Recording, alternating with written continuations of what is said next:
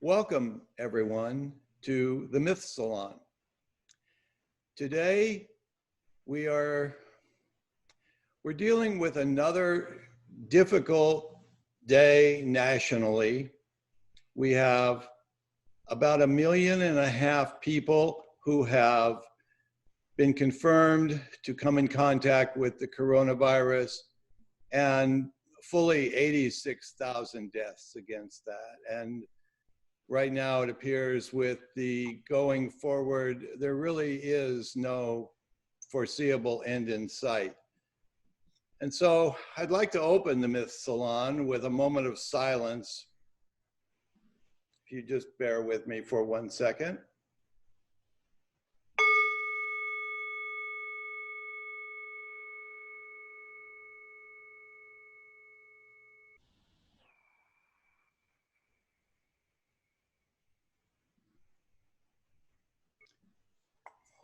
All right.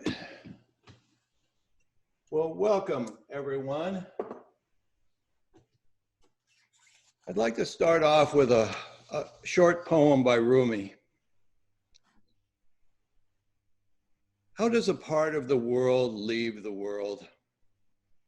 How does wetness leave water? Don't try to put out fire by throwing on more fire. Don't wash a wound with blood. No matter how fast you run, your shadow keeps up. Sometimes it's in front.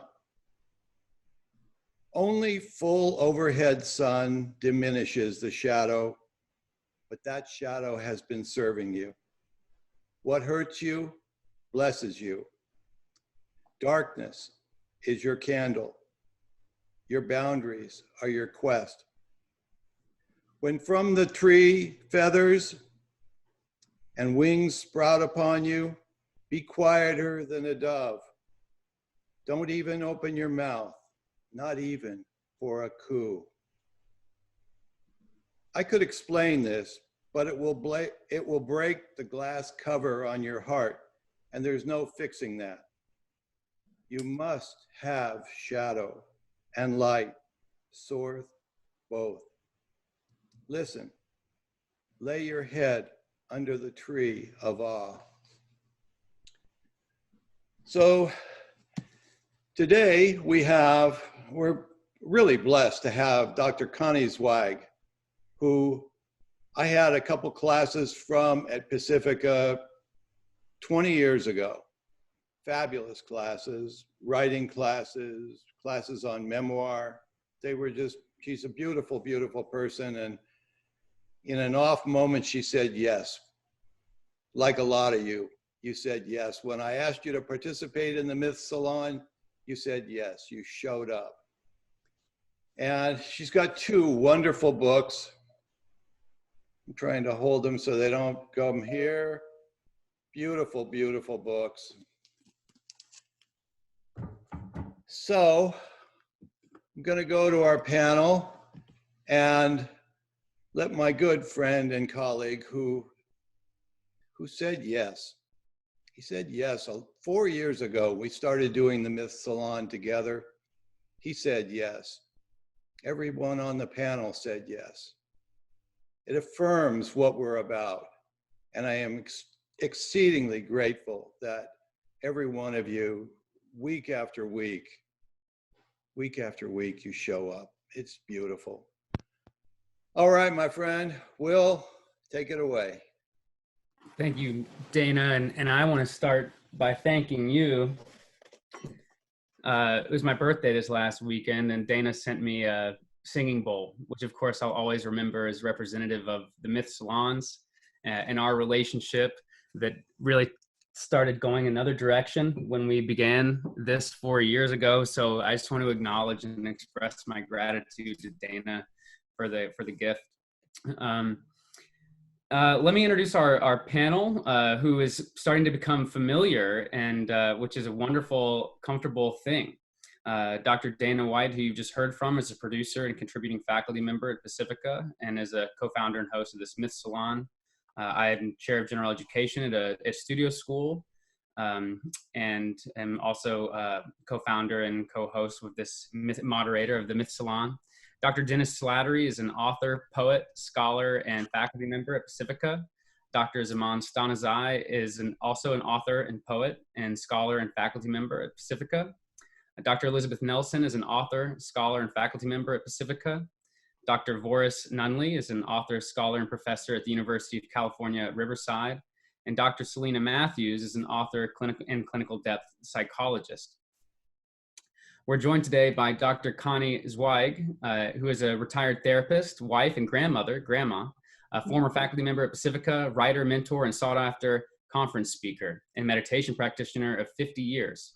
She's author of Meeting the Shadow, Romancing the Shadow, Meeting the Shadow of Spirituality, and the novel, A Moth to the Flame. The novel,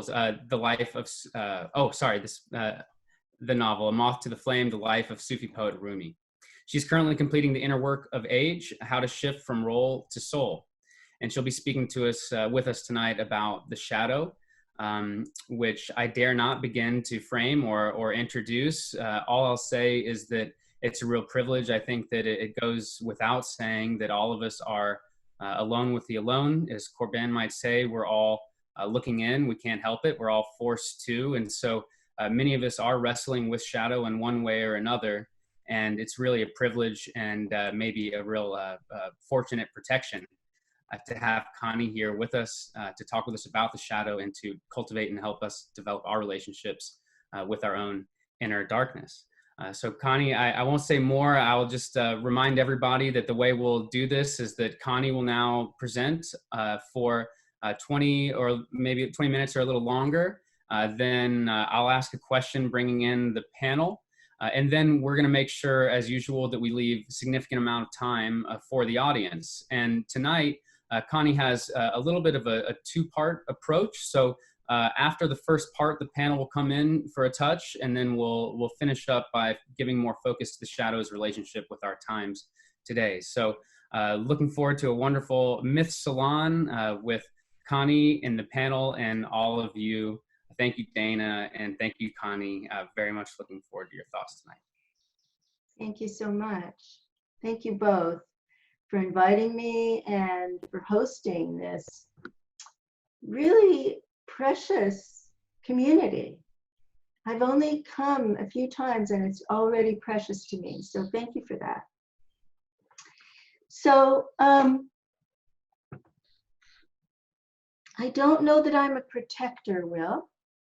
That feels a little off, but what I am here to do for all of us tonight is share with you a framework and a method. We don't have a lot of time to go into the method, but I want to at least touch on that so that as difficult issues come up for you now, which they will for all of us, you have some tools and you also have some ways to follow up if you want to explore this more deeply.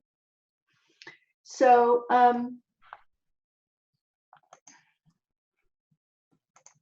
Dana taught me how to do this today.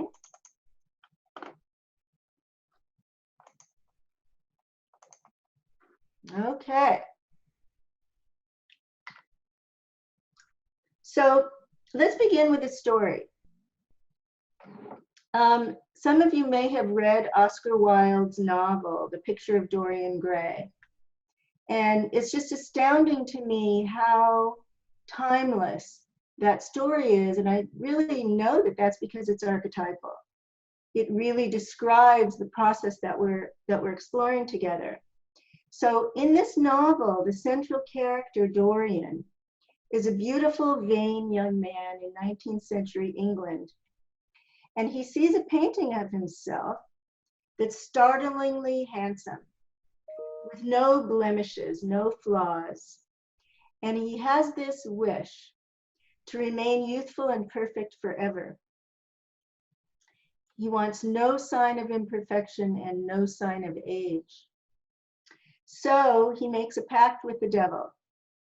All signs of his degeneration, all evidence of his greed or his cruelty, whatever the shadow trait is, would from then on appear on the painting rather than on his own face. And the painting gets hidden away in a closet, so it's never seen by anyone. From time to time, because he's a young man, his curiosity gets the better of him, and he pulls the picture out of the darkness and he takes a quick glance. And what he sees is the beautiful face growing more and more hideous. So each of us is like Dorian Gray. We seek to present what Jung called a persona, a beautiful, innocent face to the world, a kind, courteous demeanor, a youthful, intelligent image. And unknowingly, but inevitably, we push away those qualities that don't fit the image, that don't enhance our self-esteem, that don't make us feel proud, and instead bring us shame or make us feel small. So we shove them into the dark cavern of the unconscious, and it might be for some people hatred or rage, jealousy or greed, competition or lust or shame. And those behaviors that are deemed wrong by the culture as well might be addiction, lust, laziness, aggression, dependency. And in this way, we create shadow content. And so I want to make the distinction between the shadow, the personal shadow, which is the container, and the content of the container, which is what we're going to explore together. So like Dorian's painting, these qualities take on a life of their own, and they form an invisible twin that lives just behind our ego's life, or just beside it, but it's distinct from the one we know as a stranger. And that stranger, which Jung dubbed the shadow, is us, yet it's not us, right? It's a part of us, and yet it's a part we don't identify with. And because it's hidden from our awareness, it's not a part of our conscious self-image. And so when it appears, when it erupts from the unconscious, it erupts abruptly, out of nowhere, like an unwanted visitor. And it could erupt in a way that brings shock or shame, and it tears holes in our masks. And it makes us uncomfortable with ourselves or uncomfortable with other people. So a polite woman, as an example, finds herself lying to a friend. Or a religious man begins to drink secretly at night. Or a kind woman can't stop herself from criticizing her husband. Or a married man begins to cheat and feel a thrill. A depressed woman starts to binge nightly and can't stop herself. A father who sees himself as a good parent screams uncontrollably at his child. So you can see how the self-image is in contradistinction to the action, to the eruption from the shadow, and how easy it is to say, oh no, that's not me, I'm not like that. So this is a recurring theme because we're a group focusing on mythology and archetypal depth psychology. It's just interesting to note that this theme is so universal and so archetypal. It appears throughout literature, fairy tales, myths, in every culture. We know about Faust and Mephistopheles, Jekyll and Hyde. In Star Wars, Luke and Darth Vader, Jesus and Satan. In Buddhism, it's called Mara. In Sufism, this part is called the nafs. And in Judaism, it's called the evil impulse. So the Western traditions all have a frame for this part of human beings, this inherent, innate, shadowy part of all of us. We are also acutely aware now, all of us today, that our headlines, our news headlines, are shouting out the shadow from moment to moment. We see lies and greed and corruption all around us. And when our leaders fall from grace into scandals, we see the shadow acting out, whether it's about power or greed or sex or lies. When it acts out in the religious or spiritual arena, you know, we see clergy and spiritual teachers fall into scandals of abuse. We all went through that together a couple decades ago. So close to home, we may feel a similar, we may not have identified with all of that on the outside, and yet there's a similar process that goes on in each of us, which is that we may feel overcome with rage. We may have moments of obsession. We may have moments of compulsion. And these appearances of the shadow introduce us to that other in us, that shadow force that we cannot tame and we cannot control. So seeing it, what I call meeting the shadow, is the first step. And learning to live with it, which I call romancing the shadow, is a masterwork. It's lifelong masterwork.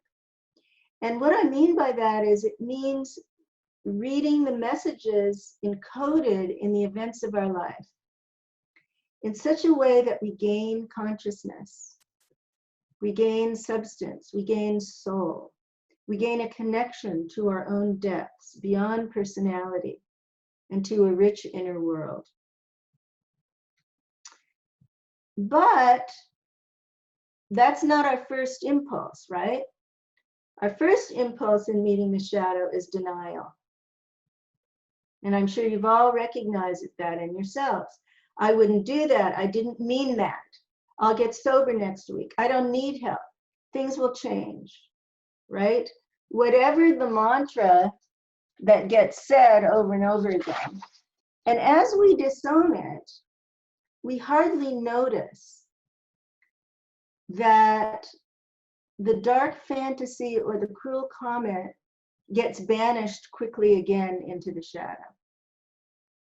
So there's this process of what we don't express gets repressed in our lives. That's kind of a principle.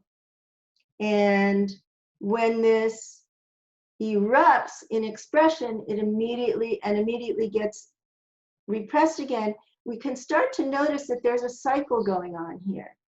Something is being lived out, something is being unlived in the shadow. The ego is living out, you know, our conscious life, and then what Jung called the unlived life is being lived out in the shadow. So it seems that by nature, the shadow doesn't want to come out of hiding.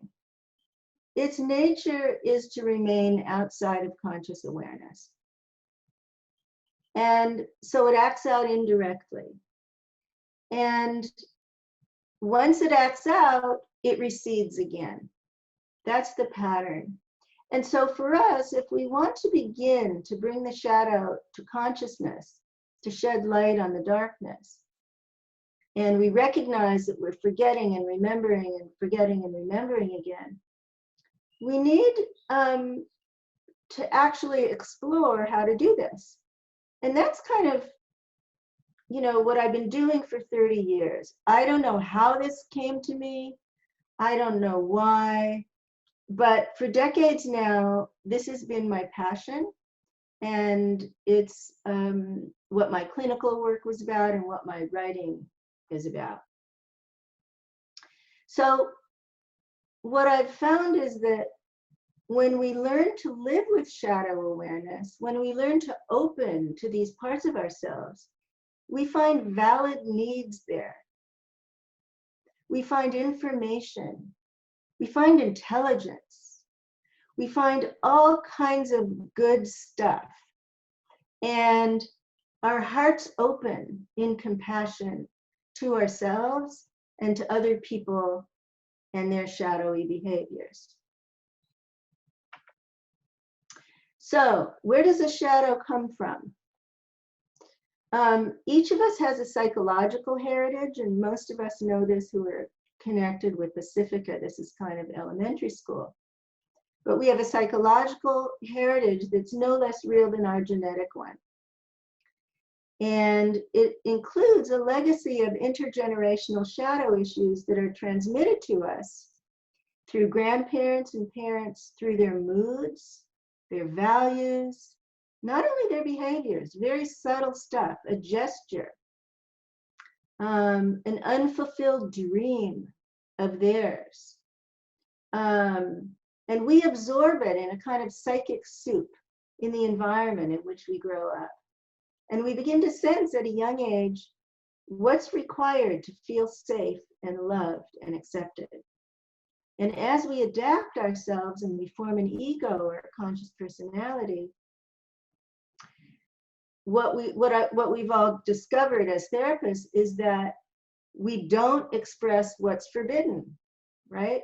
So we're living out a narrow range of the possibility of who we are, because all those things that might trigger a bit, like in the photo here, fear or abandonment or shame, we start to learn, we start to adapt ourselves so that that doesn't happen.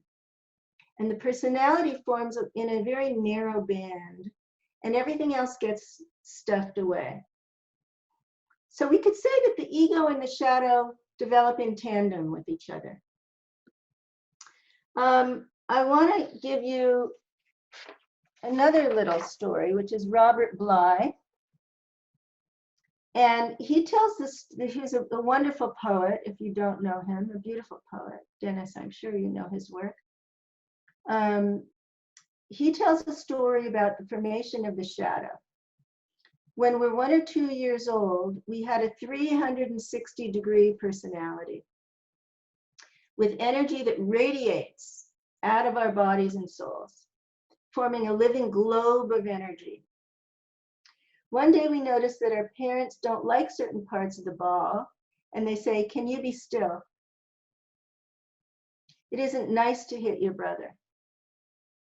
So to keep your parents' love, we push those parts that they don't like into an invisible bag that we carry behind us.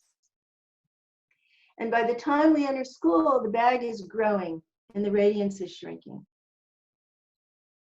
And our teachers say, good children don't get mad. Good children sit at their desks. So our anger and our need to move around goes into the bag. In high school, we do more bag stuffing.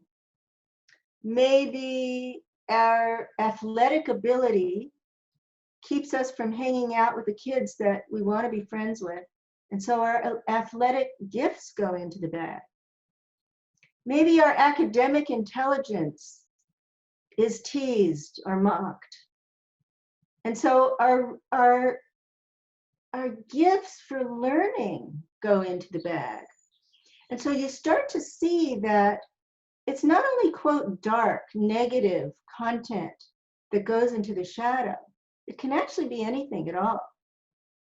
It can be a gift for painting or music that goes into the shadow because our father tells us that it's nonsense and a waste of time. So what is in the bag is typically thought to be only kind of culturally negative, disapproved of behaviors, but I'm here to tell you anything can be in your shadow. Okay, so Robert Bly concludes, we spend our lives until we're 20, stuffing parts of ourselves into the bag, and we spend the rest of our lives trying to get them out again.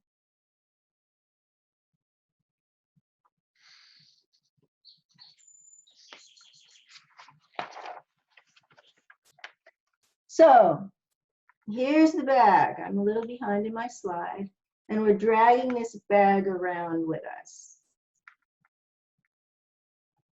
The aim of meeting the shadow is to develop an ongoing relationship with this content that we've lost our connection to.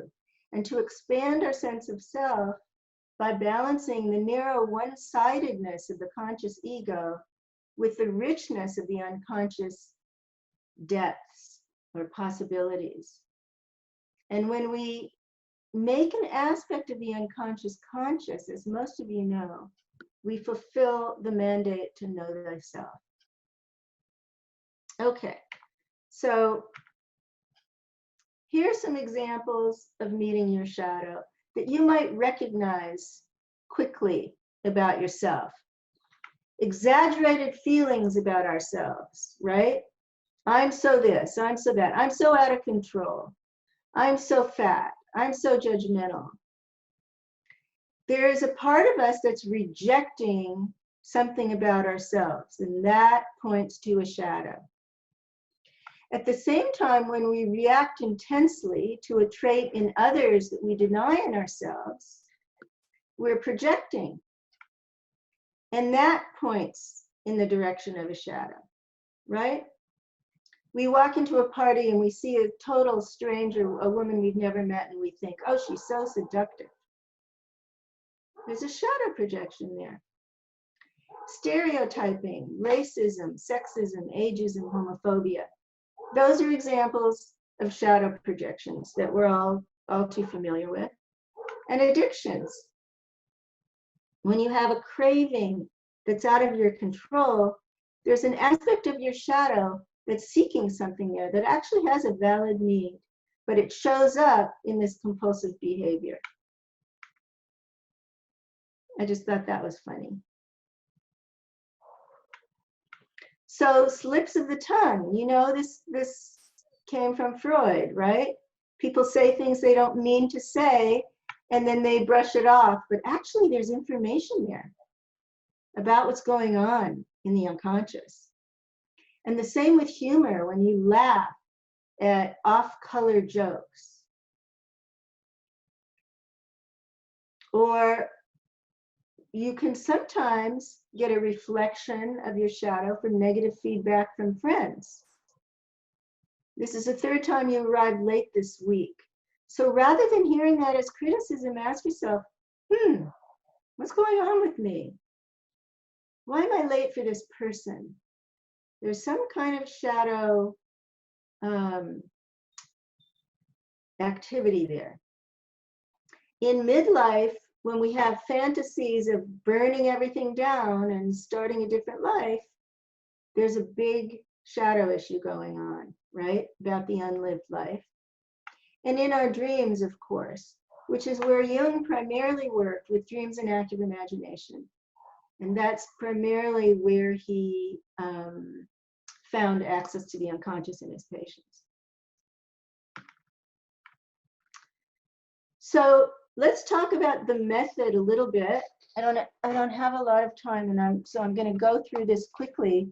But the method is really explored in the book Romancing the Shadow. So as we are on the path of individuation and we begin to wake up to a desire for deeper self-awareness, we notice that there's a change in focus from the exterior to the interior world. Our attention moves within. And I used to explain to my clients that our psyches are not a solid, unified front, you know, surrounded by a Teflon wall. They're much more like Jim Hillman described, polytheistic, he called it, like a whole committee lives inside of us. And they're dynamic, fluid worlds that are populated by many characters. And those characters can change from moment to moment. And that changes our moods and our attitudes and our emotional needs. And sometimes we feel like we're possessed by one of those characters. So I'm calling those part container of the shadow. The shadow characters arise from the unconscious. And each of them, as born, each of them has a wound to bear. So the more the unconscious the character, the more tightly it holds on to center stage and leads us to feel kind of swept away and act in potentially self-destructive behaviors. People have asked me, for decades now, why I teach, what meditation has to do with shadow work. And so I just need to say something here about that. For us to be able to romance our shadow material, we need a centering practice. We need some kind of a grounding, centering practice that begins to cultivate self-observation inside our minds, so that one of these shadow characters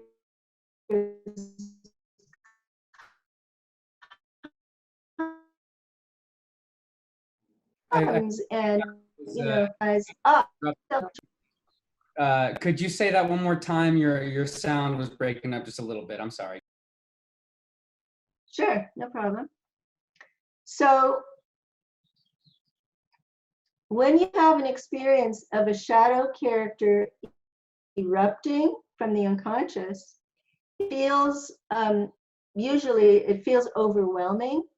You feel possessed, it's like an archetypal possession. And you can't control your behavior. And most people can't control their thinking at that moment. So the reason that I've taught meditation along with shadow work is so that we begin to learn how to center ourselves, to prepare for those moments when the ship crashes on the rocks. If we don't have a mast to hold on to, we're going to get thrown to sea.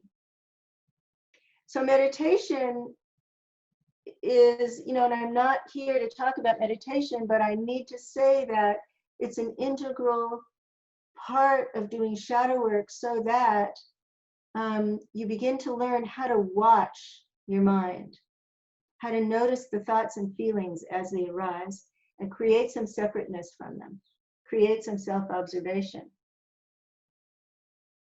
So let's do an example of the method, so that, and I'm just going to do this briefly because we don't have that much time.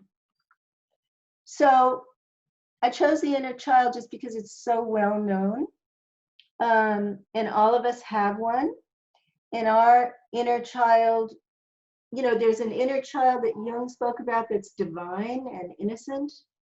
And then there's an abused or abandoned child in each of us. There's a little person in each of us at every kind of stage of life that we've lived. And if those parts are unconscious, outside of our awareness, and they erupt, we can say they're a shadow character. So, and they have a vast influence over us. And I'm actually going to come back to that later in the second part. So let's say, for example, that a father unknowingly judges and condemns his sons as weaklings, and he expresses hostility to them in verbal abuse or in corporal punishment. What happens to that internal archetype of the inner child? A mother shames or criticizes her daughter's body until she feels unacceptable and ashamed, and she binges in rebellion, or she starves to attain perfection. So in both cases, the children internalize the parents' voices and treat themselves in the same way, pushing the inner child into the shadow, where it begins to carry feelings of what? Feelings of anxiety, loneliness, invisibility, helplessness, starvation for emotional nourishment. Okay, so let's meet this shadow. This shadow character, I should say. So to identify that, and this is just the generic method, that we developed, my co-author Steve Wolf and I developed, to work with any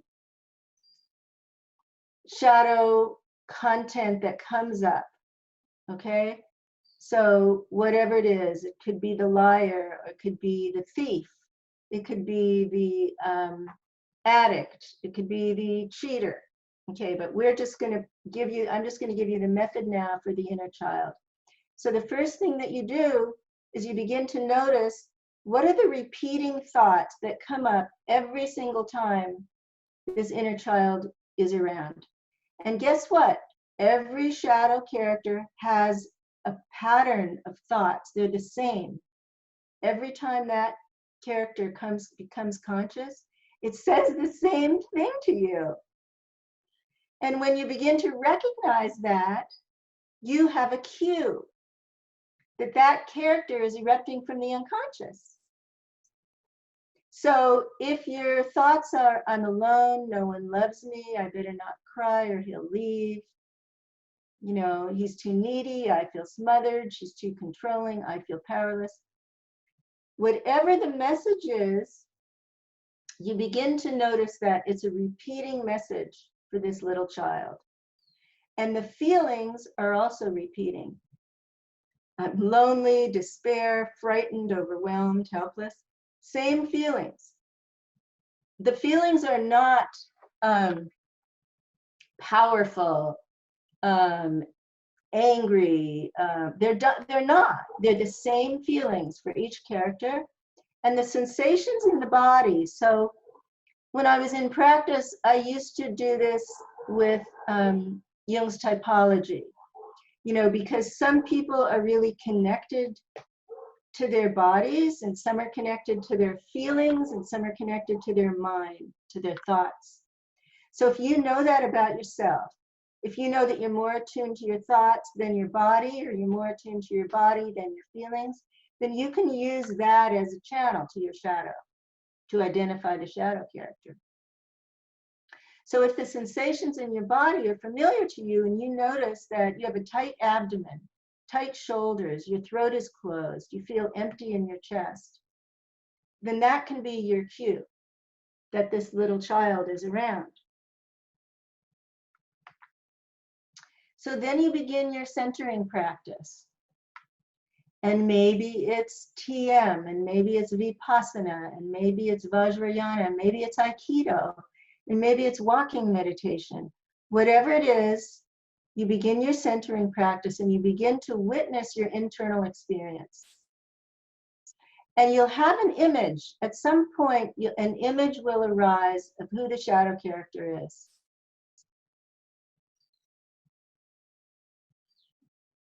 And you might see an image of a 2-year-old little girl.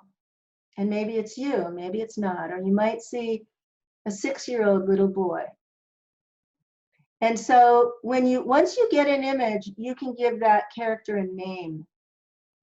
You can name the abandoned child, the victim, the bad boy, the sad girl. And you can recognize, once you have, this is, you know, Hillman called this personification. He didn't work this way, but he used the term personification, which is perfect for this.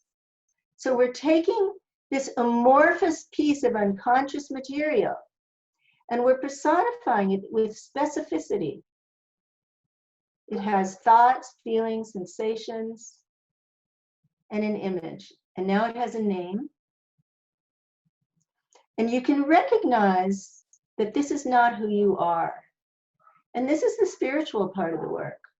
You know, this is another dimension. This is not who I am.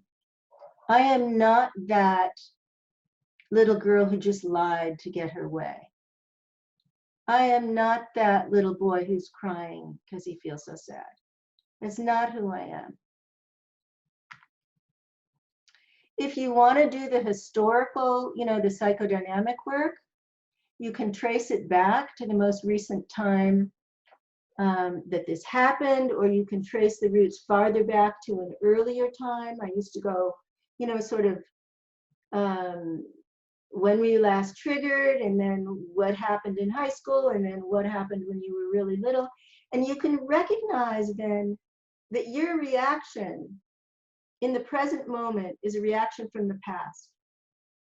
You're time traveling. You're time traveling, right? Because this little inner child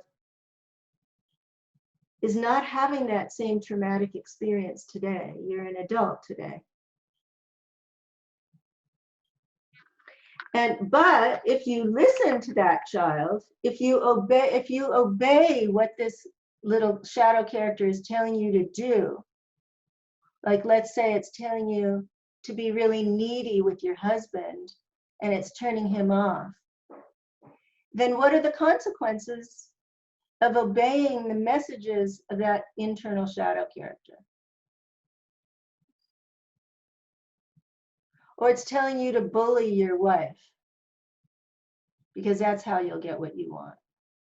So what are the consequences of obeying that voice? And what stops you from making a different choice? And now you kind of have a frame for how you can work with material that was outside of your awareness. It was completely abstract and amorphous. And now it's personified, it's specific, and you can begin to deal with it. So one more piece here. Those of you who have been in couples therapy or done couples therapy, what happens when two people are in the room with all these shadow characters inside of them, and their parents' shadow characters and their grandparents' shadow characters are all in the room, right? When you do couples therapy, that's how it is. There's generations in the room. So I wanted to give you one example about relationships that's kind of a beautiful story from my practice. And you know, we can say that the quest for love, the quest for the perfect, the ideal romantic relationship has taken on mythic proportions today, you know. And that was not true in every time, in every culture. So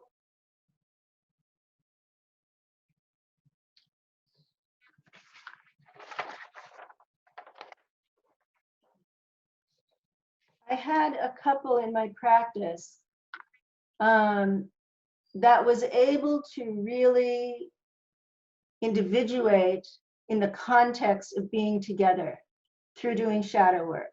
So I'm just going to give you this story and then we'll take a little break. Joel was a 46-year-old screenwriter, and he was divorced by his wife after a 12-year marriage. And he was accustomed to a lot of intimacy and emotional support. And he felt surprised at the strength of his attraction to a new woman named Ellen. She was a stockbroker, and she thrived in her autonomy. So during the first 6 months of their dating, he pulled her in and she pushed him away. As they became more involved, he didn't want to face his separateness or develop his independence. So he tried to feel safe through fusing with Ellen. So here are his repeating thoughts. I'm scared, she's abandoning me. His feelings, I'm frightened and anxious. His sensations, tight solar plexus, throat is closed. His image, a boy in fetal position. And he named the shadow abandoned boy. In response to his needy pursuit, Ellen clung to her separateness. She judged his dependency and his dependency needs as unacceptable. So whereas his inner child feared abandonment most of all, her inner child feared being emotionally overwhelmed. So you can see how complicated this gets, right? This dance of our shadow characters. So her thoughts were, I'm suffocating, he's too demanding, and her feelings were, I'm overwhelmed and repelled. And her sensations were tight shoulders, tight belly. And her image was a little girl running away from a needy father. She named it Escape Artist. So we have these two people who seem to be drawn to each other and care about each other, but in the inner world, this is what's going on, right? If you had a microscope and you could look inside into the world of the shadow, this is what's going on. And so here's what they discovered. He discovered the fuser and she discovered the distancer. And I would suggest to you, if some of you are therapists out there, that many, many couples, a high percentage of couples, have these dynamics going on, these same dynamics, that one person wants more intimacy and one person wants less intimacy and more autonomy. One person is run by abandonment and one person is run by the fear of being overwhelmed. So as Joel slowly learned to center himself and to find a sense of security within himself for the first time in his life, he no longer panicked when he was alone. He no longer felt like he would disappear when he was by himself. And he gradually grew to enjoy solitude. This took several years. Eventually, he could tell Ellen that he cherished her independence, the very thing that had attracted him and the very thing that had become the problem. And you can identify the shadow in that way in a relationship. We're drawn to the parts of the undeveloped or denied parts of ourselves in the other person. And then when we're with the other person, they become repulsive to us because they're denied in us. Okay, Ellen slowly allowed herself to feel loved.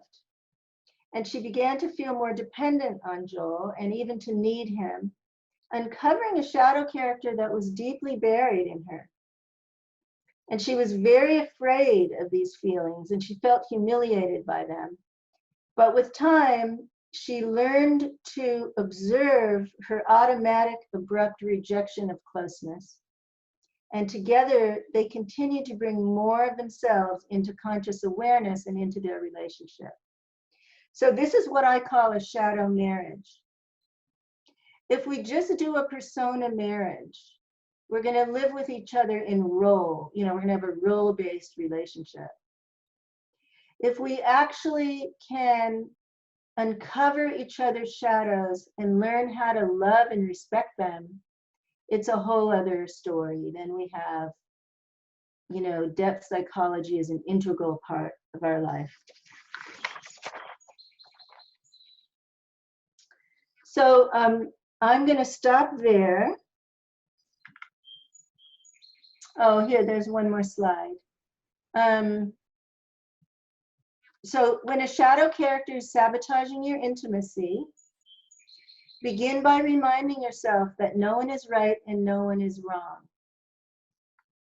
This is really important for relationships. Unless there's real abuse, no one is right and no one is wrong. Do your centering practice and identify the cues, thoughts, feelings, and sensations.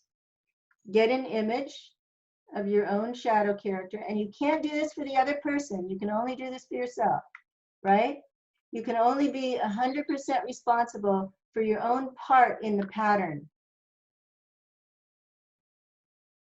You can identify what you can't tolerate about your partner's behavior and your internal character that's triggered by that. And you can trace it back, you can look at it in yourself. And then when you can come back to your partner and you can use active listening and empathy and validation for his or her experience.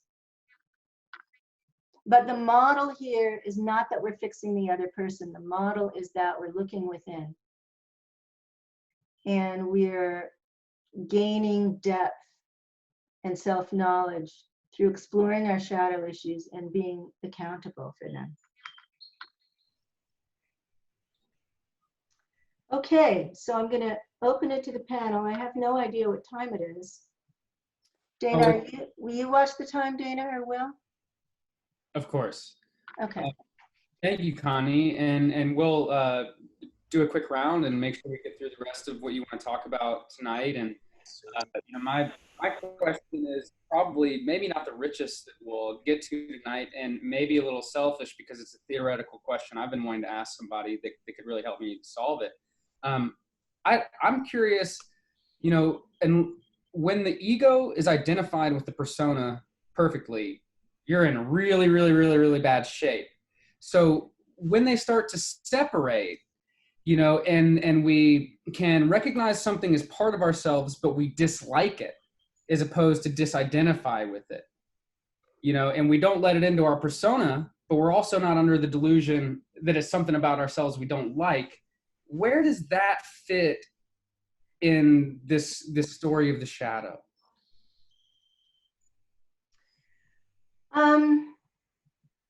I'm not making a very clear distinction between ego and persona. I think we tend to think of the persona as the mask that we wear out in the world. And the ego is kind of a more complex structure internally, but I see it as a kind of, it's a construct, right? It's not, there's nothing real about the ego. It's a construct. It's a mechanism that we develop to survive in society.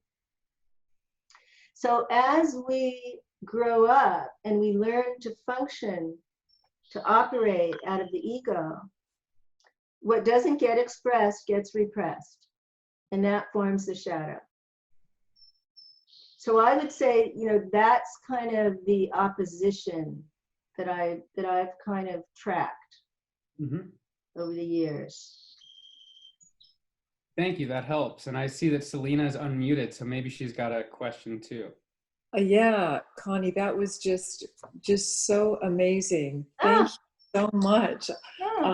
Yeah, I've read all your books, and I want to say I do the inner child work. I do work with a lot of trauma cases, incest, molestation, parents were sociopaths. Yeah. So the level of fracture, and I wanted you to speak more on this, is very intense. So it takes a while before I can actually settle them down in terms of working with the inner children. And some of them have had like 18 inner children, which was shocking to me initially when I started to doing this work, because it was a lot to contain. All of that. I mean, it was many sessions of this work. Over time, what I found is if they stuck with it and they stuck with the work, they were able to work so that the children would move into, rather than 18, they'd move into 12 and then 8, and they sort of grow into each other, and so they're left with 2 or 3. And I wanted you to speak to your experience on this, working with trauma cases. I think that there are certain people with certain diagnoses who have a lot of splitting and dissociation shouldn't be working with unconscious material.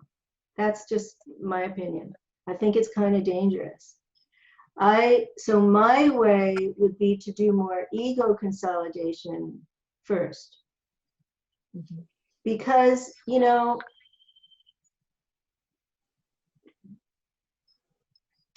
don't want to,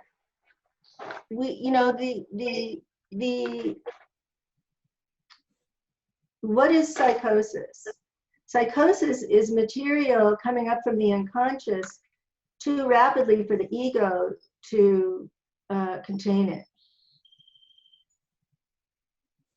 So in my frame, I would be very gentle with those folks, and I would do a lot more sort of boundary building and self-esteem work before I would try to do depth work. I mean, I could name the diagnoses, but I think you know what I'm talking about. Yeah, And so if the defenses are really primitive, I wouldn't do this. Sometimes I referred those people out, because people would come to me to do shadow work. It wasn't a fit. It's a hard thing to tell people. you know. But that doesn't include all trauma, Selena. I mean, clearly there's people, so most people have had trauma. So, and most of these very early shadow characters can be really primitive and undeveloped because of the trauma. So it's kind of about discriminating, I think, for each person. Yeah, I wouldn't do, yeah. Is that helpful? Absolutely, thank you. Okay. Yes, Connie, if I can jump in, and I'll be brief. That was really magnificent. My right hand hurts because I've written out 6.5 pages of notes, and I'll give those time tomorrow. So this is an observation, and I'd ask you to respond to it. You're making me understand. Well, let me say this. My wife and I are rewatching and re-listening for the 3rd time to Ken Burns' fabulous 8-part history of country music. And most of the folks who really made huge contributions grew up in, lived in horrific conditions. Yes. And so I'm thinking about their writing and their singing as an aesthetic way to deal with shadow and trauma. And then I think of my own last 50 years in the classroom, teaching classics of literature, and how I can teach Moby Dick for the rest of my life. And I can't get enough of the white whale. And I'm thinking, you know, this is an intuition as a non-therapist. There's a therapy taking place both in the listening of the music, those singing it, reading passages from these literary classics and working them, that feels to me, after this beautiful frame that you've given us, a way to allow the shadow, both of ourselves, of our culture, of the individual writers, Melville, Morrison, Homer, to have a platform to speak. So that's my observation, and anything that you'd like to respond to, I'd love. You know, that's such a beautiful point. I mean, we could do a whole presentation on creativity in the shadow. Yeah. Because so many musicians, but also, I mean, look at Van Gogh. I mean, so many artists in every medium have taken their suffering and transfigured it into art. Right. So, I mean, without the suffering, we wouldn't have the art that we have. That's right. I think that has been a therapeutic outlet, you know, since time began for people. Yeah. And the musicians, you know, I often, when I'm listening to music, I love the music from the 60s and 70s. And when I'm listening to that, I feel the connection to the suffering of those songwriters. Yes. And to the trauma. It's the stories that they tell are so revealing of their own trauma. Yes. So is that shadow work? You know, we could say that it's a different, like active imagination, it's a different way of working with the material. It's a less analytical way. Maybe it's a more spontaneous way. Yeah. Maybe it's more for feelers. Mm-hmm. You know, it's certainly universal. Yeah. And so I would just kind of make the point that for everyone listening, to ask yourself,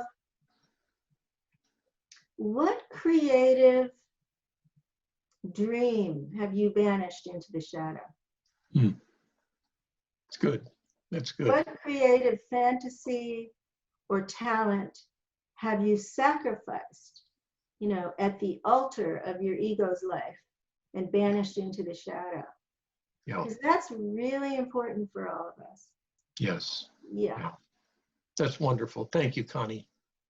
And while you were talking about Ken Burns, my husband and I have been watching on Netflix, we've been watching Anne with an E, which is Anne of Green Gables. And I think it's the best television show I've ever watched. Oh. And in relation to what we're talking about, it's the story of this girl's individuation from a really horrific, traumatic childhood that does not kill her spirit. And you just watch her at every age, and she's so alive, and it's just joyful and beautiful to see. And, and I won't give it away, but what heals her in the story is just so beautiful. Yeah. Thank you for that too. Yeah. I think Elizabeth. Connie, thank you very much for your presentation. Dennis, since you introduced literature, I also want to mention another aspect of this, of loving the shadow, if you will, which is some of the characters, the shadow characters, like you were mentioning Dorian Gray at the beginning of your presentation. Dennis, you're talking about, different Moby Dick, among other things. I have the good fortune of teaching Frankenstein in a technology course. And just like you, Dennis, I could teach Frankenstein the rest of my life and, read and reread that novel. And I think one of the things I love about the idea of romancing the shadow as kind of loving the shadow is that it became very clear to the early critics that Mary Shelley actually liked the creature far more than she liked Victor Frankenstein, that the creature in a way is the anti-hero, if you will, of that novel. Right. So that's, I think, one of the ways that we see our culture creatively working with shadow is taking these figures that are at first judged or marginalized and putting them center stage.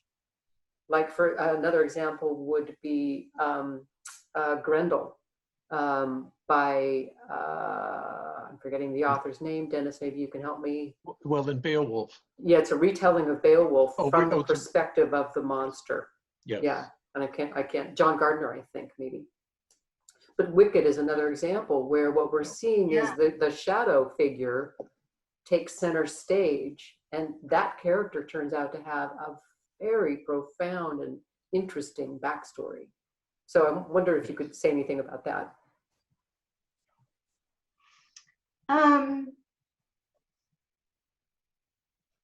I think it takes a special author to make that switch from the hero to the shadow as a protagonist, or even to make the adversary primary. In Chris Vogler's talk about the hero's journey during the COVID pandemic, he kind of skipped over what to me is the primary moment on the hero's journey, which is the ordeal. And the ordeal is the encounter with shadow. It's a life or death struggle.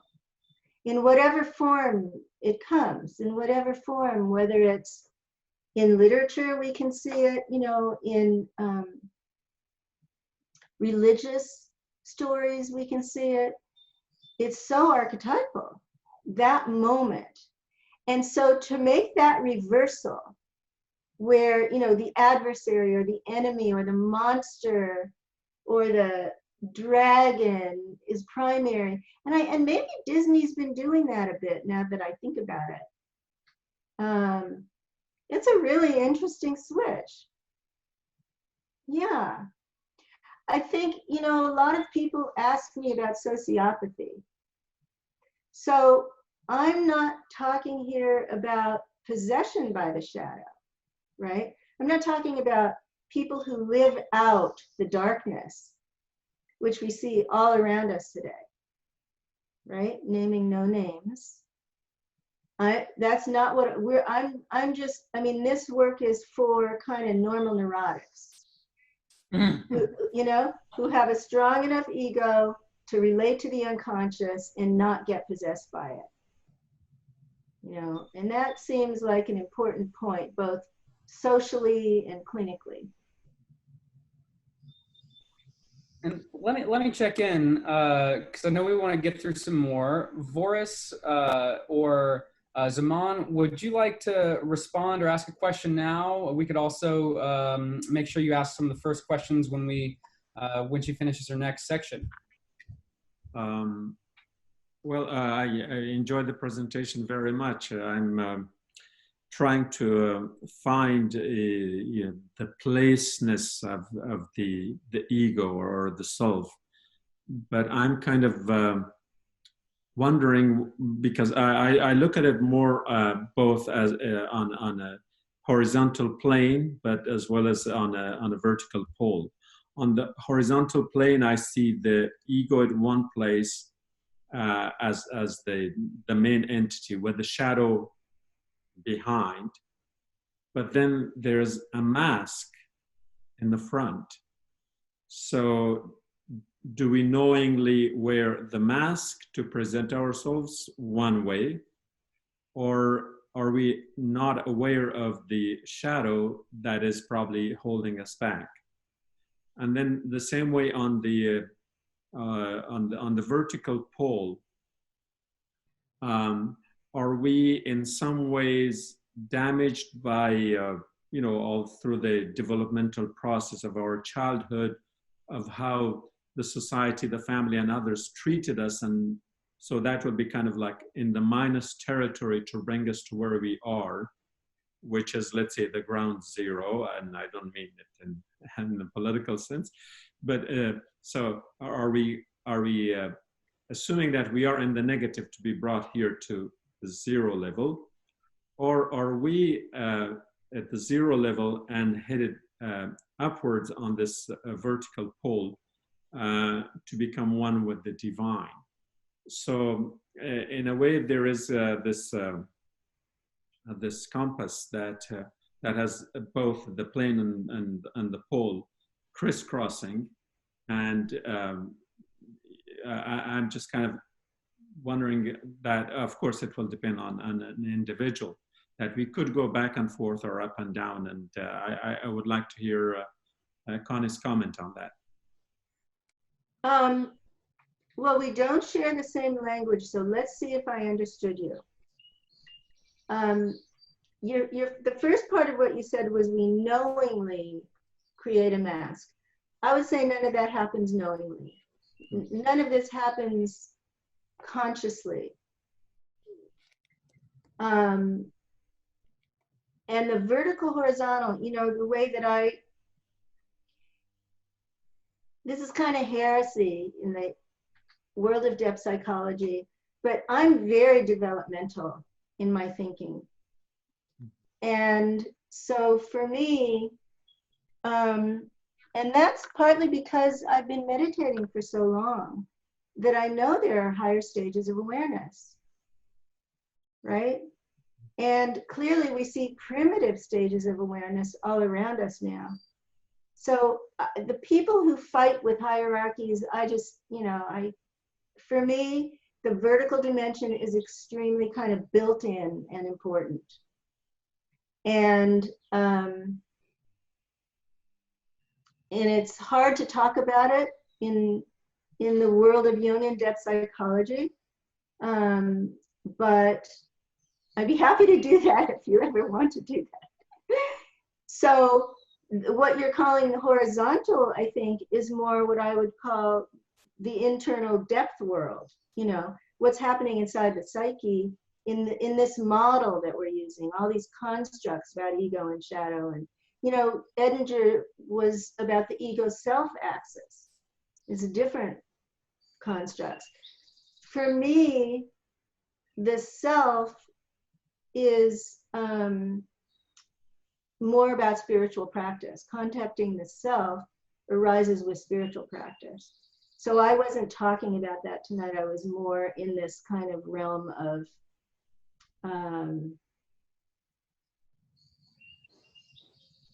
ego shadow, normal neurosis psychology. Is that helpful? Yeah, I mean, I like to be lost between those points. I'm not in search of a GPS because, you know, going from point to zero in any direction, it creates a kind of awareness within you. Whether it's on the spiritual dimension or just like knowing yourself, because in Sufism we believe that the prerequisite to understanding God is to understand yourself, and so therefore it helps regardless of how you look at it. But thank you. I liked your perspective on it in that way too. So I didn't know that you were Sufi. I don't think I am, but you know, pretense doesn't hurt, I think, once in a while. So in the novel that I wrote about Rumi, I have him go through the stages of higher awareness. You know, he's dealing with his naps and all the human stuff, but you see the evolution of his consciousness. And it was so exciting to me to be able to write about that in a human being.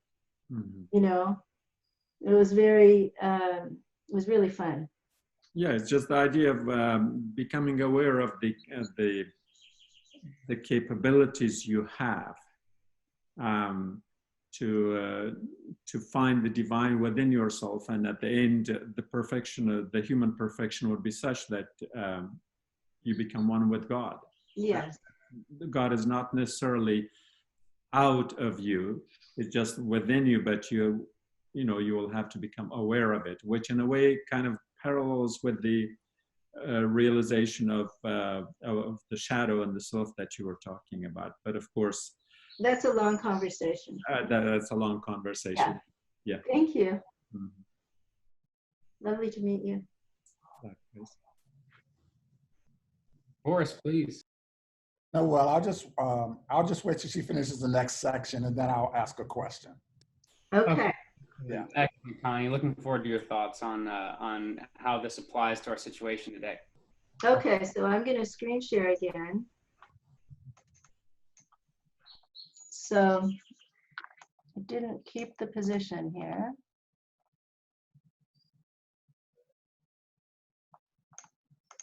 Okay, so now we're going to shift to meeting the collective shadow. And, you know, our personal shadows are embedded, right, in our family systems. And you may be able to identify shadow characters or shadow issues in your whole family. And the same is true in other kinds of groups and tribes, like if you're part of a religious community, or you're part of an ethnic community, or, you know, there are shadow issues that are shared, right, by that group. And the same with larger cultures, like nations, and the same with the global community. There are these collective shadow issues. So our personal shadow is not like a little lonely electron circling by itself out there. It's all connected, as you can see in your dreams. I mean, that's a really great place to see all the connections. So, I'm in the wrong. Dana doesn't like this screen. Okay.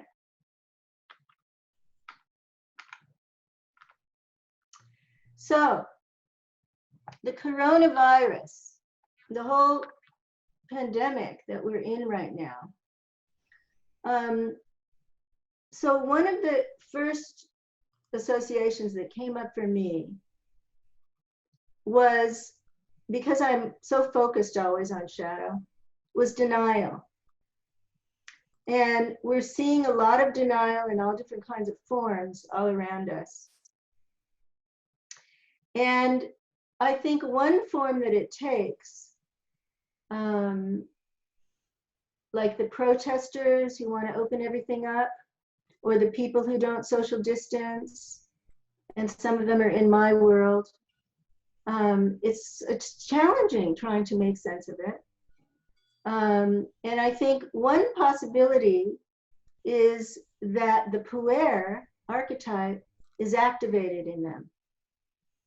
And so what do I mean by that? So the puer refuses the call to human life, refuses the call to embodiment, right? The puer denies mortality. Remember the story of Icarus flying? His father kept telling him not to fly so high, and he flew to the sun and his wings were burned. So we're seeing a lot of denial of mortality around us. And we're also seeing regression to earlier stages. And this is that vertical point, Zeman. So we're seeing people who are responding in childlike ways, and people who are responding in adolescent, rebellious, you know, don't tell me what to do kind of ways. We see a lot of defenses, you know, the kind of the primitive defenses that come up around projection and stereotyping. Ageism has just been astonishing to me, you know. Let's sacrifice grandma because she's lived her life. Racism and conspiracy theories, paranoia. So these are primitive defenses that in some ways are understandable under the stress that everybody's feeling and the fear that everybody's feeling, but they're not conscious responses to the danger, right? They're unconscious, regressive responses. And then there's the denial of science. And I'm not saying that rationality and science are the highest stages of development, but most of humanity is not even functioning at the level of rationality yet. That's how primitive we are. So there's this denial of, you know, the scientists, and you see every day what a terrible time these scientists are having just trying to be heard and trying to get the information out. There's a denial of limits, you know, which is a key trait in the puer archetype. No limits, no responsibilities. Freedom at all costs. And people want the freedom to die, which is really interesting to me when you like try to figure that out. People want the freedom to play, to die, and to infect other people. So there's a possession here that's not connected to life. It's not connected to the life force. And, you know, if your priority is to do what you want when you want, rather than to protect yourself and protect other people, something's going on here. What is going on in this psychology? And, you know, I had to mention this, but I don't want to go into it because I think it's kind of touchy. But there's a subgroup of people who are apocalyptic and want the end of the world because they believe they'll be saved. And so, you know, I think that group of people is thinking, let's let the non-believers be sacrificed so that we can be in the rapture. And that's pretty scary, really, when you think about it. And it has this puer quality in the sense of, you know, take me up to heaven. I don't need to be human, right? I just want to be with God in heaven.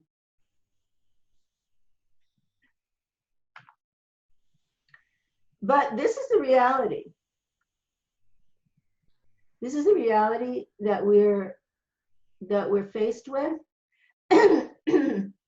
And, you know, I just completed a book about late life, the inner work of age, where I'm extending shadow work into late life, 60s, 70s, 80s.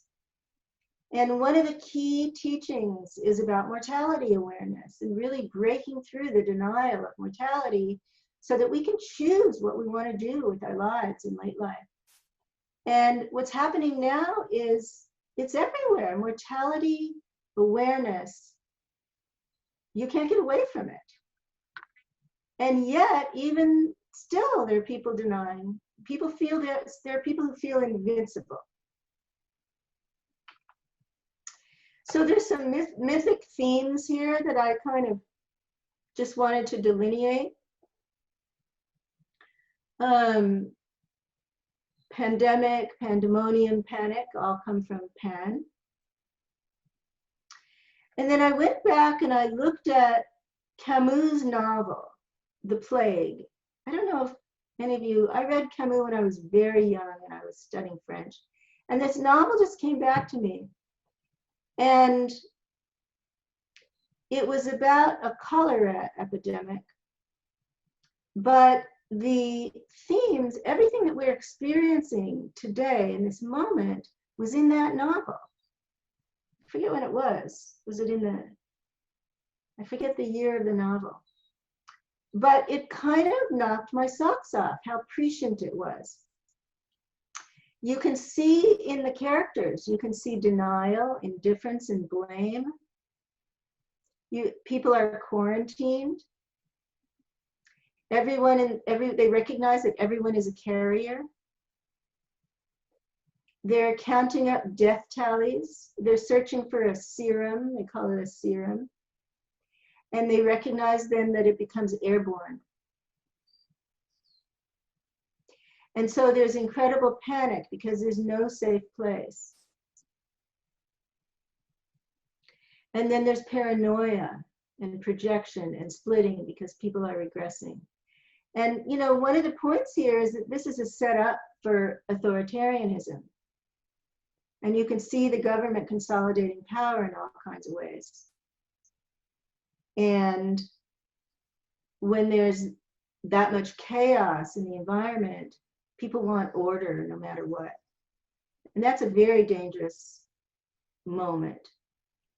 And it's not, doesn't only happen under pandemic. I mean, it happens under war and other circumstances. But I think it's a theme that is archetypal and that we need to keep our attention on. There are psychological reversals in this kind of a time where rich become poor, honest become thief.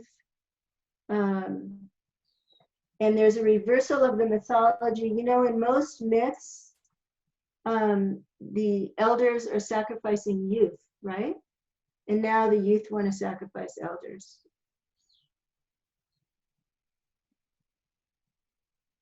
So death is the leveler here in this kind of situation.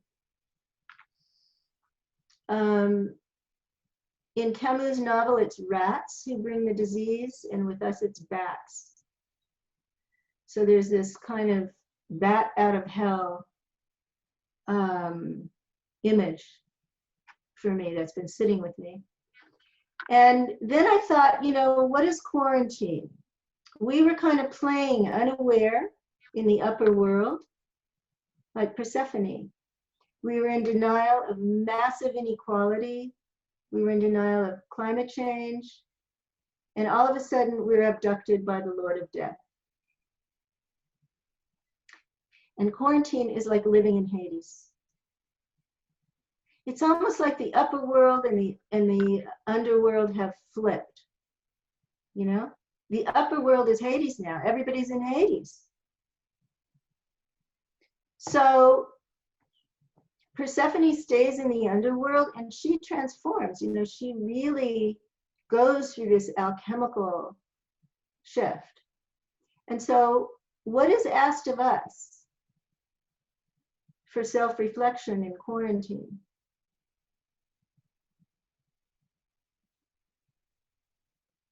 And, you know, can we slow down enough and turn within and attune to the self, or the queen and the king within, and begin to make that internal shift in ourselves.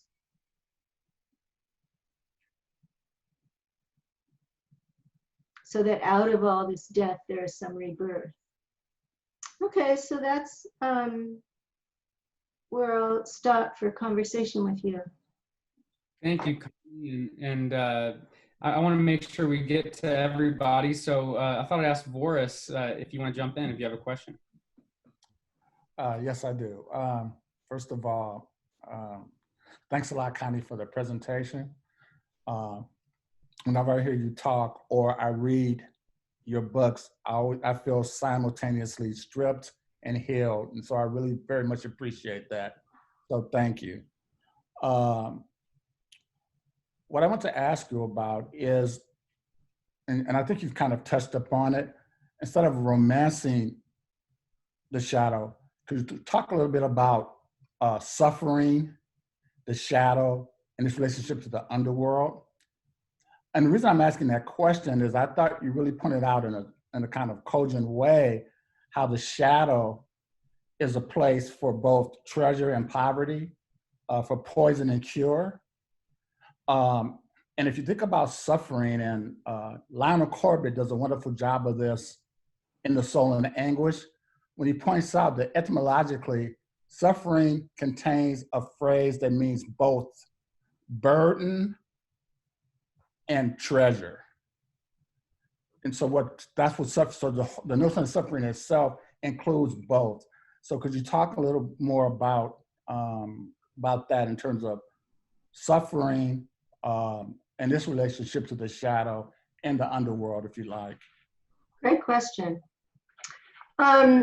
So I want to share the screen with my last slide so that people can contact me while I talk with Boris, okay?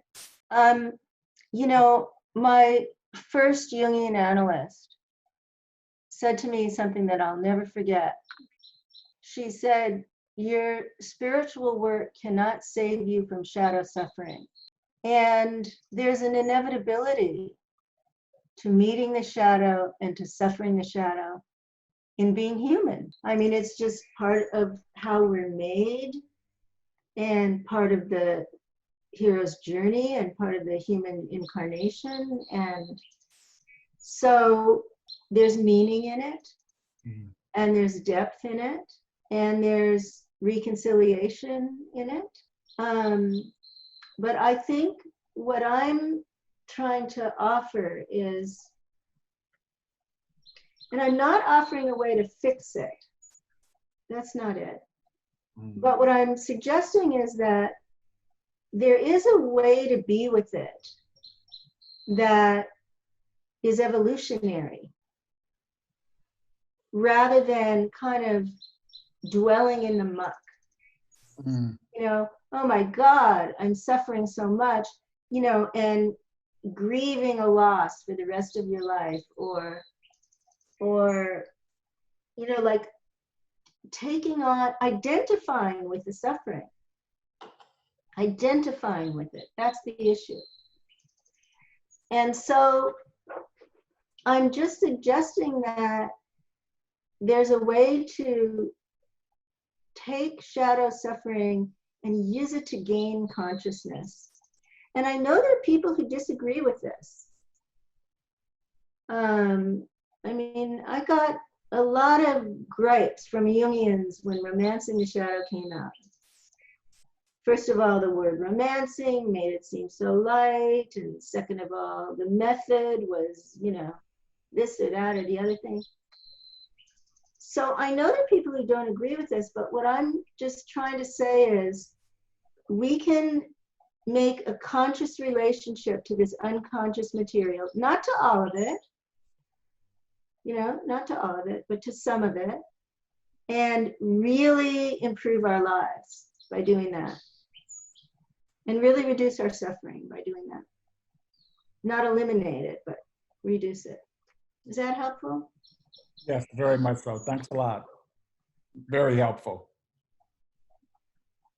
The place I wanted to go with it today was related to what I will call the cultural shadow. And it has to do really with an overt sense of privilege or exceptionalism or entitlement and as a species. We can't take responsibility for the coronavirus because we don't own it. We see it as something that's happening to us. And so our relationship to the natural world and to one another makes it very difficult for us to find a way to coexist within this, because we don't take responsibility for any role that we have, either as individuals or as a species. The thing that concerns me most is that I believe that these behaviors that are coming out now, the wearing of the masks, I like the phrase that somebody used the other day in the news called public distancing rather than social distancing. I thought there was sort of a distinction that made something there. But that this is going to become the new racism, the new way that these people who are putting themselves out on the front lines, and they're marginalized to begin with, are the first victims that are going down, that are going down in this coronavirus. Those who can afford to separate, and they're not getting caught up in it. But it comes out of an extended sense of privilege. And that sense of privilege could be called affluence, but it's not always affluent, because you can be affluent and still be discriminated against. It has to do with this unconscious sense of, I feel like I am the Lord over the world in which I run. And you can see it happening at the highest levels of our culture. But I'm concerned, and which is one of the reasons we started this Myth Salon, which spoke to the whole idea that we've got to do something to raise the level of consciousness about it, so that the wounds of our culture become exposed to people who can do something about it. Now, did anybody raise hands? I see people, but I don't know that I see hands. Nope. I saw Colette had a question, and Cecilia. Okay. I don't see a hand raised, but does Cecilia want to say something? Yeah, I don't know how to pull them in. Can you? Okay, I can allow to talk. Okay. Oh, okay, great. So now Cecilia is. Hello. Yep. It's not Cecilia. It's Salika. Salika, yes. Salika. Yes. Good evening. I just want to first say thank you to everyone for this talk. It's been wonderful. My question was for Connie. I noticed that in working with the shadow, you suggest witnessing, naming, and classifying the archetype. But what about entering into a dialogue with the shadow, asking for images or names, dialoguing with our inner community, so to speak? I think that's a wonderful practice, Selika. And I've worked with that in many different ways. So initially, what's important is to identify and personify the specific character, right? And then, so you do that by thoughts, feelings, and sensations, getting an image and naming it, right? So it's specific to you. And then you can make a conscious relationship to it. And one way to continue that is to dialogue with it, listen to it, speak to it, write a letter to it, respond to it that way. That's great. That's like active imagination with a part of your psyche that was previously outside of awareness. So I love that. You can draw it. You can also draw or paint it. You can dance it. You can find, you can write poetry to it. You can open the communication so that you can uncover part of the gold in the dark side that I refer to is the deeper needs of that part of you. Mm. Because there are really valid physical, emotional, psychic needs inside those characters that are acting out. You know, so with addiction, you know, there's often a longing for spirit. Jung pointed out, I think he had a dialogue with Bill W. before he founded Alcoholics Anonymous. And they talked about spirits, alcohol and spirit, that there's a connection there. There are these connections, and I've had people do this with food. There's a, you know, a sublimation of other desires and fantasies in the addiction that lands on the object of addiction. And there's a valid need underneath that self-destructive behavior. So you can uncover all kinds of things by dialoguing with that part of yourself. But the first step is to bring it into awareness, because it won't dialogue with you when it's in the shadow. Could you recommend any works aside from Hillman or Jung that have to do with entering into dialogue?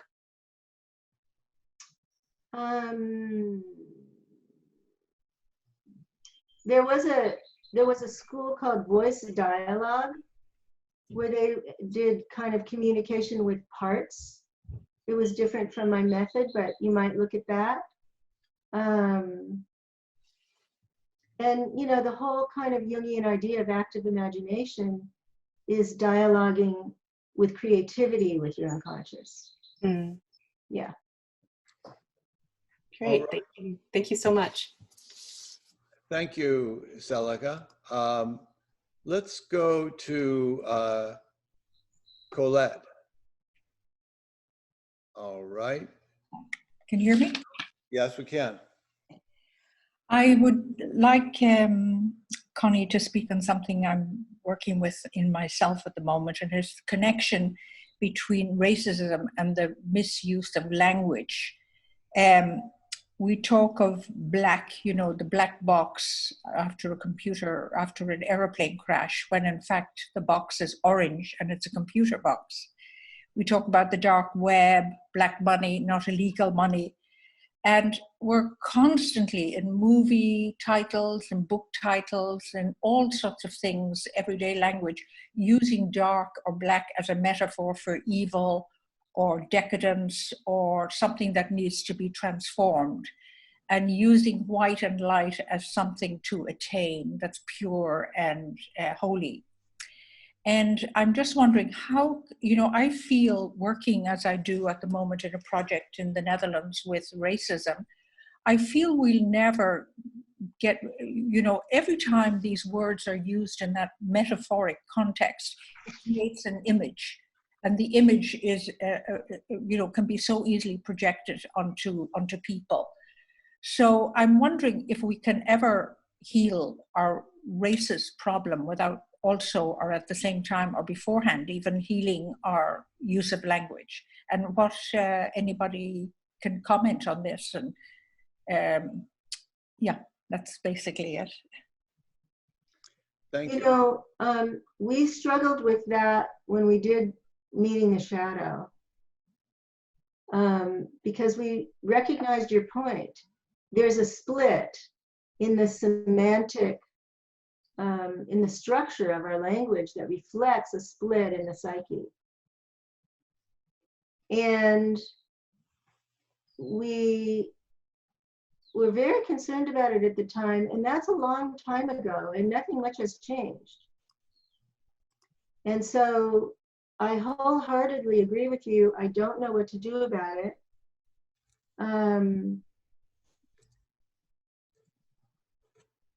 It's certainly reinforced in, you know, movies and books, and it's not a superficial issue. It's a profound kind of universal and archetypal issue. And I don't know what to do about it. I don't have another language to refer to, you know, the dark side and the light side, the shadow and the conscious awareness. I don't have another language. So I think we apologized for it in Meeting the Shadow. But it's a really good point.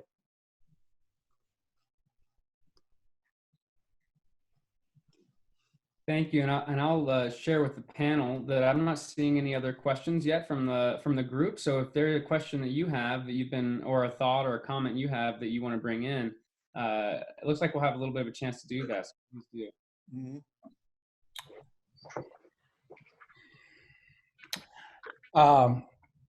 First of all, I want to congratulate Colette for asking that question. It's a very brave question that gets to the core of what meaning and what it does in life.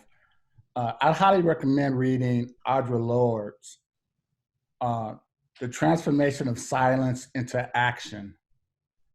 She's self-described as lesbian, feminist, literary critic, et cetera, and she actually offers something that you can do, that we can do. And I tell my students in my classes all the time that the dumbest thing that's ever been said is that sticks and stones will break my bones, but words will never hurt me. Yeah. And instead, I quote Hortense Spillers, who says, sticks and stones will definitely break our bones, and words will certainly kill us. So I think you've tapped into something that's very, very important. So thank you for that. And my next is, I want to ask Connie another question here. And it's about, and I hope this comes up. Can you see, this is Connie's Inner Work of Age. Uh-huh. And I loved when you wrote that the virus is to boomers what the climate crisis is to us. Mm-hmm. And then you go on to write, yet both reveal a spiritual truth. Could you talk about that? And it was really productive for me because I always like to think of myself as, well, I'm not part of that other group. I'm part of the group that's smart. But what you wrote here is like, well, I'm actually part of that group that has its own blind spot. So if you could talk about either one of those, I'd really appreciate it. Or not. Yeah, you know,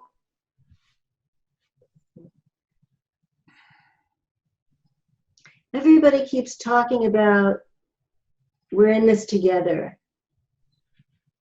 And it's kind of become glib. And what level does it refer to? Because, you know, as Dana was just saying, with the classism and the racism so revealed, who's in it together? I mean, what does that even mean? It's a beautiful sentiment, but, you know, what does that even mean? So what I was referring to, I know that quote from a young woman, I think she's 19, she said to me, the virus is to boomers what the climate crisis is to us. And it's not only life-threatening, but it's revealing that interdependence, revealing the globalism, the need that we all have to cooperate and collaborate and meet the needs of the times. And then there's the deeper level, which is that spiritually, we are one body, we are one spirit. And that is so far outside of most human beings' awareness that that is in the shadow. You know, our unity is actually in the shadow because we focused on individualism, right?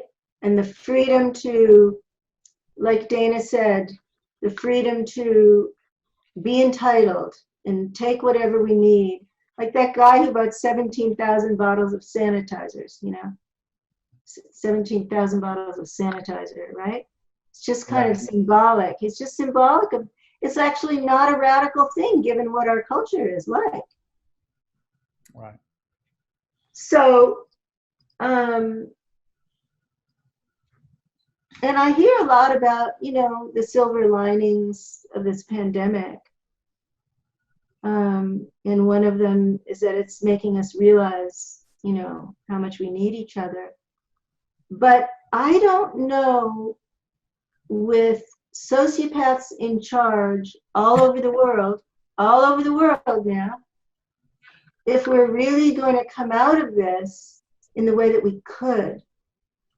If we really had a visionary, if we had a vision, if we had leadership, if we had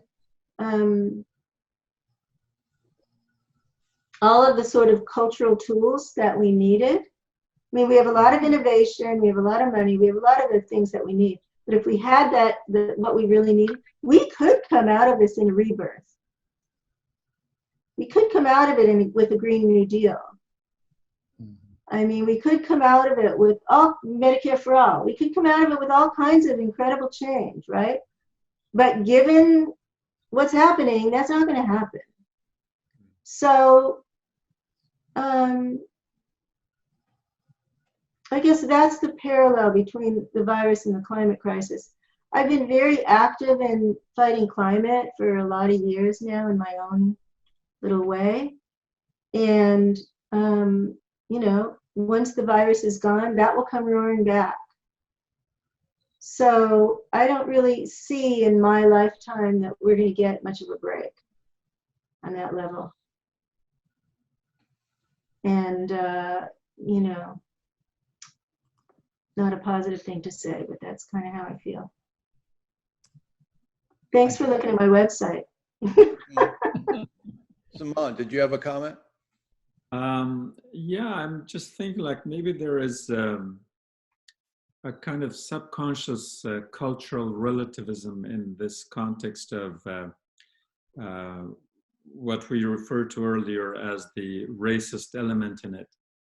Is because when we look at outside, you know, non-European thinking, the first creator is the darkness, and the darkness is that of the womb. And in Arabic, the word for the mercy of God, which is God's greatest attribute, is the same word that is a word for the womb. In other words, they're both the birthing places of concepts. And then we also have the idea of layl, the night, which gives birth to things. And then again, in Islamic calendars, always the night comes, the dark night comes before the bright day. In other words, it's the night that gives the birth. In the context of often in poetic language, they would say it's not the whiteness, the white part of your eye that sees, it's the black part that sees, that has the vision. We also have the concept of the god, which was in the pre-Zoroastrian period, and I'm talking geographic environs of Central Asia, Afghanistan, where I come from, is that Dev or Dev was the god, but it was equal also to the color black. And so the gods were black, the creation was black, the womb was black. All of this was in a very, very positive way. And I think we might be kind of thinking about it a little too too Eurocentric. Yes, I agree. Even from a certain period of the slaves that were brought from Africa, for instance, they were not called by a color, but rather that they would be they would put on bills around their necks, perhaps, so that they wouldn't run away. And so the word for that is zang.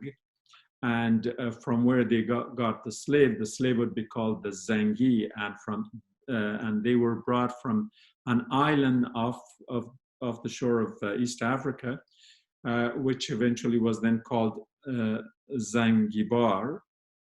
which then we goes through an Arabic phonetic transformation, becomes Zanzibar and Zanzibar, which became a country, and then it became incorporated into Tanganyika and Zanzibar, it became Tanzania. So again, the color was not there, even at the time when they were bringing slaves from Africa. But I think the color black had more divinity attached to it, originality, the birthing, you know, in the universal context and in the visual context.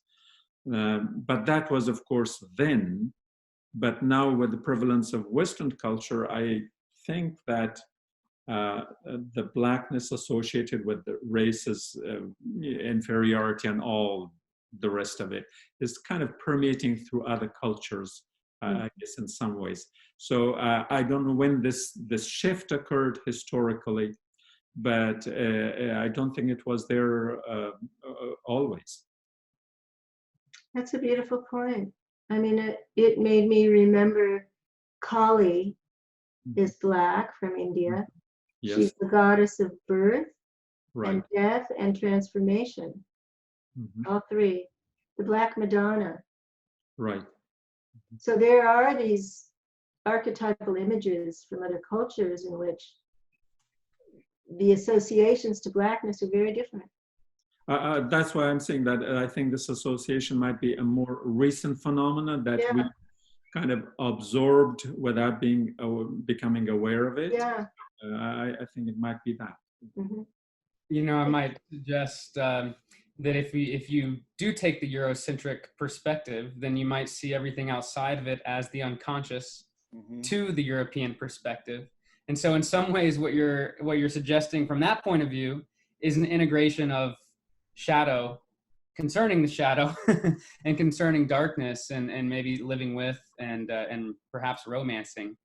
But there's, I think, also in terms of, you know, like in the literary sense, the greatest story, romantic story in the Muslim culture is, that would be the equivalent of Romeo and Juliet, is that of Majnun and Layli. And these names are both metaphorically. Layli, which is the woman, it means black. Yes. And Majnun, who is the lover, his real name was Qais, but he is called the insane one, the one who has gone out of his mind. Yes. And so I think we have a lot more in that context where the beauty is considered in the darkness, like in Persian and in Pashto poetry. The darker complexion is always referred to as the wheat colored complexion, which is admired. And you would say that in some cultures they would desire a lighter complexion. But when you go to the classical literature, it's the other way around. They would even call it namaki, for instance, which comes from the word salt. I don't know for whatever reason. But darker complexions are desired and admired. And so I think, anyways, I think I made the point. Thank you. Thank you, Zaman. And I'm seeing that we're at 7 o'clock. So why don't I why don't we ask Dana if you want to wrap us up, and if Connie wants to have any last thoughts for us. Right. Sure. Connie, is there something? I have a little bit of a closing ritual. And once again, I'm left with the whole notion that we come out of here with more questions and fewer answers, which is really the way that we want to have the Myth Salon and live our own lives.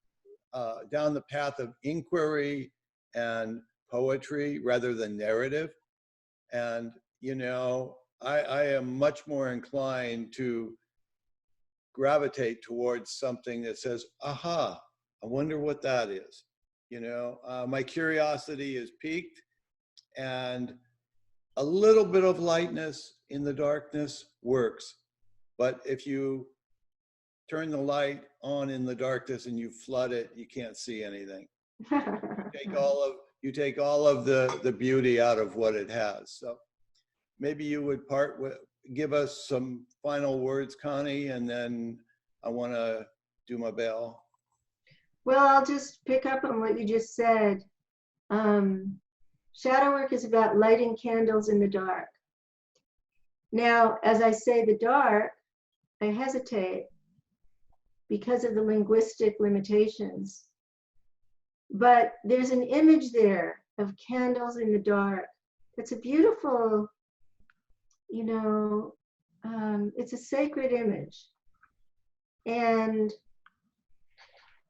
so I want to suggest that if you begin to do shadow work, if you begin to allow or even coax some of the material from your unconscious to pop out and then recede again, and then pop out the way that it does, and you begin to slowly make a conscious relationship with it, it really is like lighting candles in the dark. Mm-hmm. And you begin to see all new shapes and forms on the wall, and then eventually you get to know these parts of yourselves that have been so mysterious, and it's quite rewarding. So thank you so much. I really enjoyed this time with you. Thank you, Connie. Thank you all very much. A beautiful couple hours. I do apologize to those who have said we should start and end on time. I was persuaded to start late, and I'm going to always yield to a government by committee, because it's just the nature of how I want to live my life. I can't control the interrelation, but I celebrate it. So we came from silence. Let's go back to it.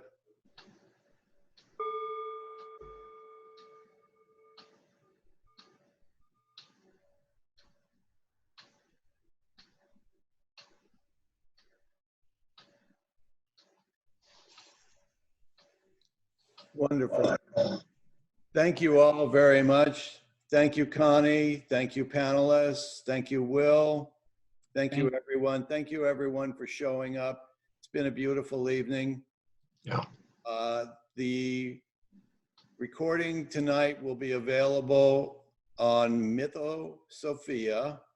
I'll type it in. You'll type it in, and we'll get it to you. We'll clean it up a little bit, put a nice title on the front, and off we go. Great. Thank you all very much. Thank you, Dana, and Will, and thank you, Connie. Thank you, Dennis. And panelists, and all you participants. Thank you very much. Good night. Good night. Good night. Good night. Right.